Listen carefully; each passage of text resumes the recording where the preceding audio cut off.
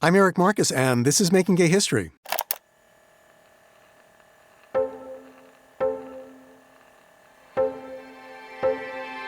In this episode, you're going to meet Barbara Gittings and Kay Lahusen. For those of you who got to know Barbara and Kay last season, you're going to get to know them a little better. For those of you who are new to this dynamic duo, I encourage you to go back and listen to their first episode, where you'll hear how these happy warriors, self-described gay fanatics, and life partners met and got their start in the early homophile movement of the 1950s and 60s. This episode picks up after the 1969 Stonewall uprising, which lit the match that transformed the small-scale homophile movement into a national gay liberation campaign. Within a very short time, the early movement organizations and activists faded into history as younger, more militant LGBTQ people picked up the ball and ran with it. But anyone who knew Barbara and Kay would know they'd never go quietly into the night. And after first having to defend themselves as legitimate members of the movement at a public meeting of the newborn Gay Liberation Front organization, they got down to business and focused on the things that interested them. And lucky for us, they brought all their passion, creativity, humor, and valuable experience with them. Barbara focused on her interest in books and the American Library Association. For Barbara, like almost everyone I interviewed, books were the only place where LGBTQ people could find themselves. Kay photographed the revolution and co-authored a book called The Gay Crusaders. And together they worked with Frank Kameny to demolish the belief that homosexuals were by nature mentally ill. It's a battle that ended when the American Psychiatric Association voted in 1973 to remove homosexuality from its list of mental illnesses in the DSM. That's the Diagnostic and Statistical Manual, which is the mental health profession's Bible for deciding what is and what is not mental illness.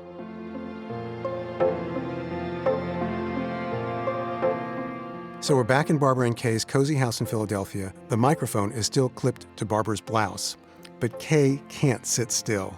So I give up trying to keep her tethered to the tape recorder. From the kitchen, she hears everything and joins the conversation when she's got something to add.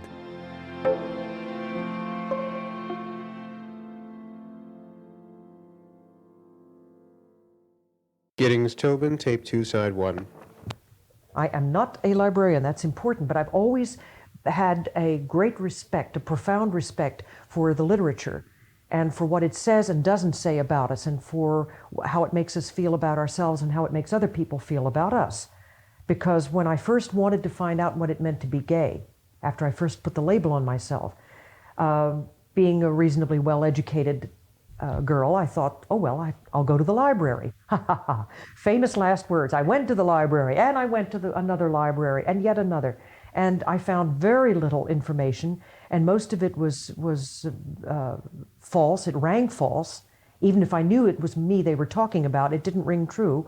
There was nothing about love. And it was also strange. Clinical sounding, very clinical. And then later I found the novels of homosexuality, and they made me feel a lot better, because even though these were fictional characters, they were more like real people. And I started collecting gay books. There were no gay bookstores then. I went to regular used bookstores and searched for gay titles. Anyway, I heard by accident in 1970 that a gay group had formed in the American Library Association. You were doing the broadcast for WBAI. I was doing gay news once a week, 15 minutes worth of gay news on WBAI in New York. And one day in our box at the station was a little notice saying that a group of gays had formed in the American Library Association, and they were meeting in New York and were looking for others to join them. Books, libraries, that rang bells for me. So I went to a meeting of the group and I was welcomed. And they were planning a massive, one of those, big bibliographies, everything ever written about the subject. But that, of course, was going to take some time. And what they needed was a short, manageable list of the most positive materials that could be distributed at the next small midwinter conference of the ALA. Eric, the important point is that the positive materials could all be All fit gotten on one legal-size flyer. Letter size, Letter yet. size. Letter size. One side. Was that But it? I found out, I can't remember. It happened that I knew, at that point, I knew as much about the existing literature as anyone else in the group, even though I was not a librarian, just from my reading. So I helped put together that first group, and I believe it had 32 entries, and it all fit on one letter size sheet, you know, 2 sides.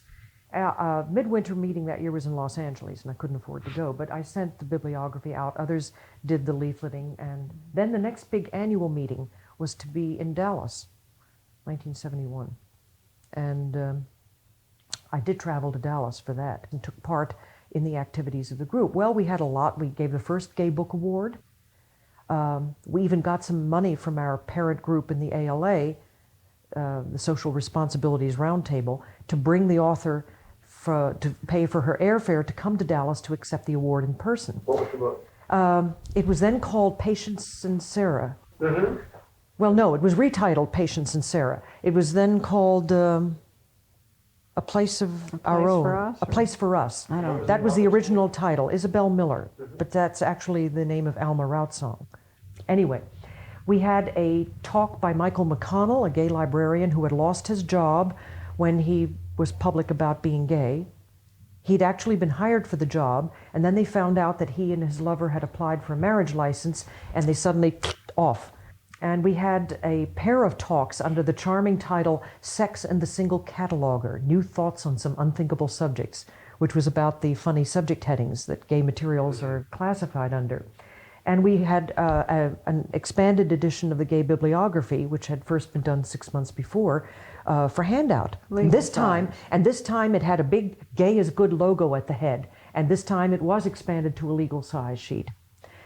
And all of these are clearly related to books and libraries, right? And we not only would we leaflet, we'd plaster them up in elevators and in, yes, in the elevator waiting corridors and During put the them. convention. Yeah, during the convention. all around. Well, we had all Very these, aggressive with them. They would say, "Oh, there are those gay task force people again." all of these things didn't quite draw the attention that they deserved. All these professional interest activities didn't draw the professional interest that we thought they would. So we did one thing that was not at all connected with libraries, and it really made them sit up and take notice. That was our gay kissing booth. We had the first ever gay kissing booth. At the ALA convention? At the ALA convention. In the What convention happened hall. was we decided to bypass books and show gay love live. So we called it Hug a Homosexual.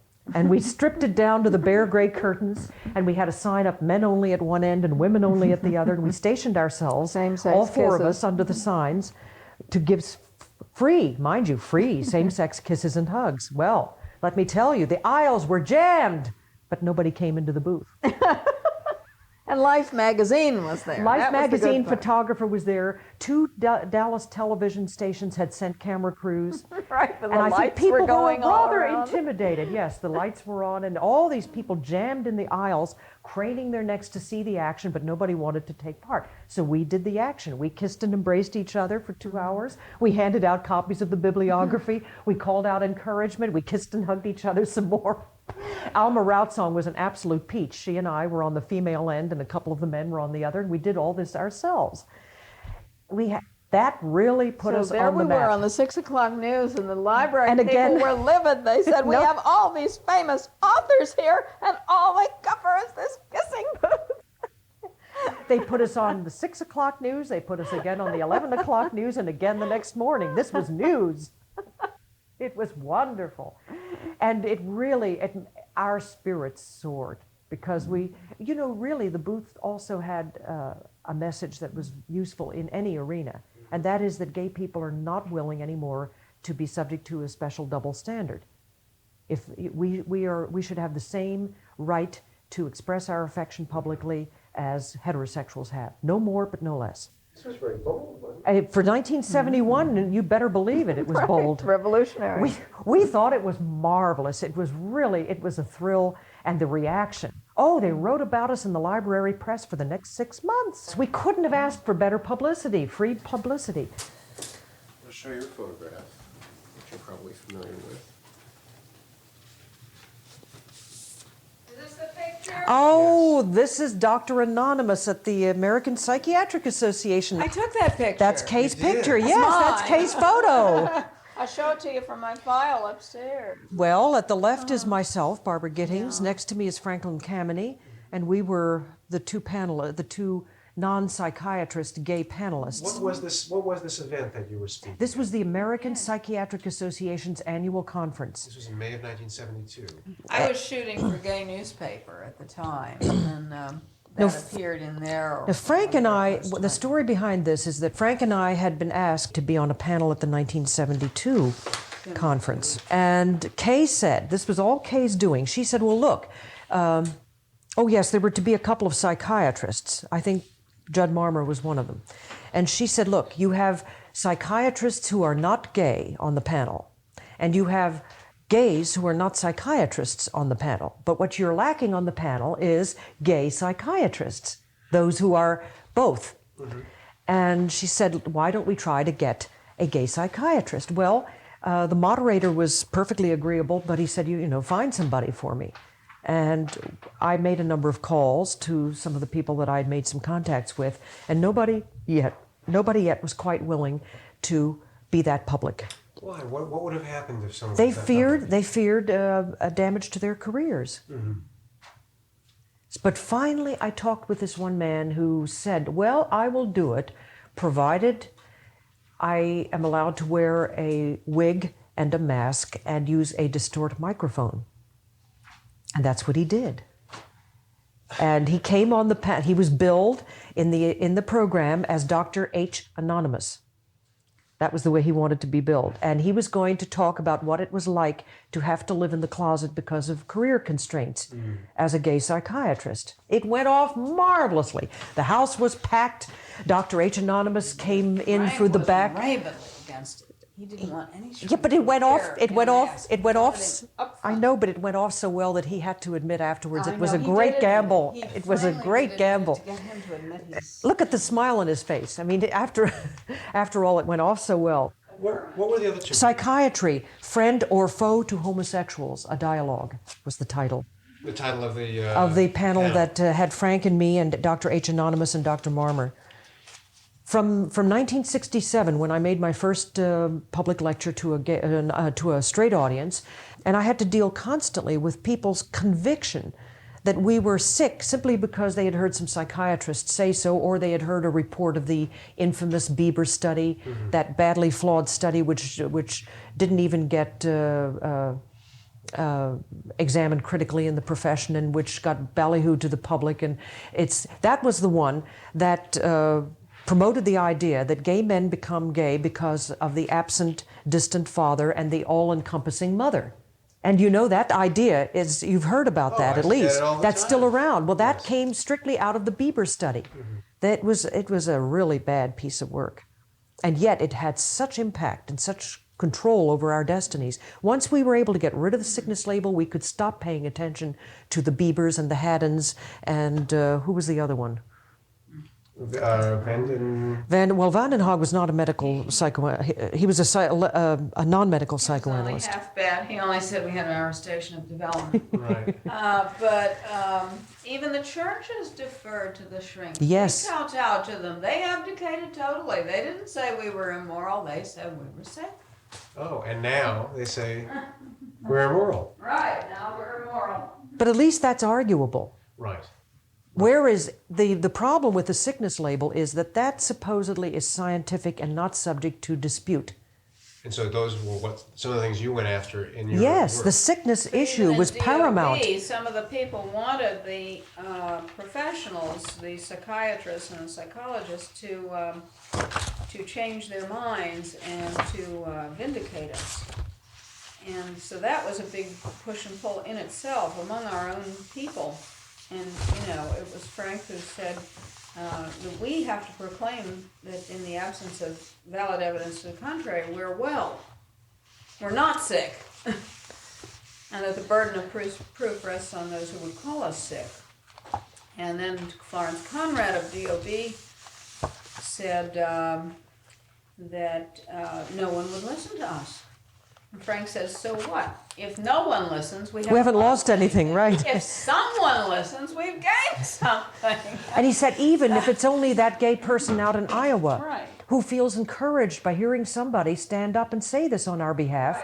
That's to the good. When we did get a foot in the door in APA and started pushing in conjunction with those in their DSM committee who were ready to drop it, it did move very fast. What kind of impact did the change have? The change in listing? I think... Do you recall when the vote Yes, began? yes. We had a wonderful headline in one of the Philadelphia papers, 20 million homosexuals gain instant cure.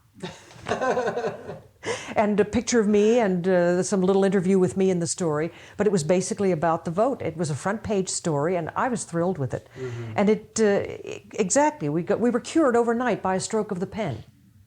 Just as originally we'd been made sick by probably a stroke of the pen. Mm-hmm. Now, the effects were not necessarily felt overnight, but you could see that by the end of the 70s, some 6 or 7 years after the decision in APA, we were no longer putting so much energy into fighting the psychiatrists and the sickness label. And today it's hardly talked about. It's hardly talked about. Now it's okay. I'd rather. No, but I would. You can argue with people. In a way, you can argue with people who say that you're immoral because you can say, look, there's so many kinds of morality. Mm-hmm. There are no absolutes. And you and I will agree on most things, and we will disagree on this one, but you can't enforce your morality on me. The sickness label supposedly had the cachet of indisputable science, mm-hmm. which made it a lot harder to deal with with the general public. That's right. It was easy for people to say, oh, those people are sick. And now they had to come up with other reasons. And now they're coming out with more basic reasons. I don't like you. I don't like the way you live. I think you're immoral. I think you're rotten. Well, all of that is more honest than this nonsense about you're sick.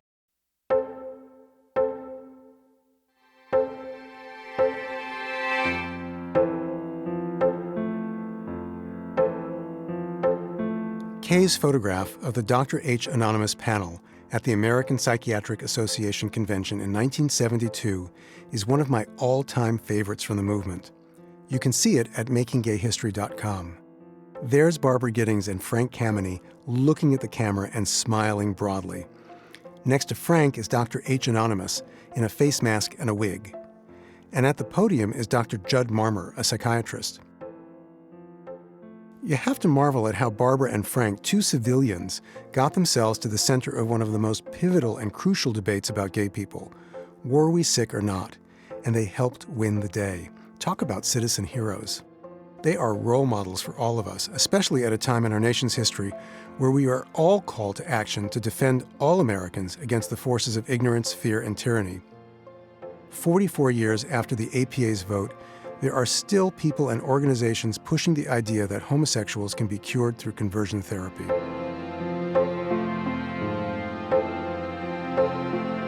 Barbara Gittings died on February 18, 2007. Kay lives outside Philadelphia in a retirement community. I have the pleasure of speaking with Kay every now and then, and the first thing she always says to me is, "Hello, dear. What have you got for me?" Kay can't be out on the front lines anymore, but wants to know what's going on with us younger folks. If you'd like to get a message to Kay, write to me at hello@makinggayhistory.com, and I'll be sure to get it to her. I know she'd be happy to hear from you. I've got a few people to thank for their work on this podcast. Executive producer Sarah Birmingham, co-producer and guardian angel Jenna Weiss-Berman, audio engineer Casey Holford, webmaster Jonathan Dozer-Ezel, head of research Zachary Seltzer, and our social media strategist Will Coley. Our theme music was composed by Fritz Myers. Before I go, I'd like to tell you about a new podcast from our friends at WNYC Studios. It's the Nancy Podcast, hosted by Tobin Lowe and Kathy Tu. As they say, everyone's a little bit gay. So give them a listen. You'll find them everywhere podcasts are available. Making Gay History is a co-production of Pineapple Street Media with assistance from the New York Public Library's Manuscripts and Archives Division and the One Archives Foundation. Season 2 of this podcast is made possible with support from the Ford Foundation, which is on the front lines of social change worldwide. And if you like what you've heard, please subscribe to Making Gay History on iTunes, Spotify, Stitcher, NPR One, or wherever you get your podcasts. So long until next time.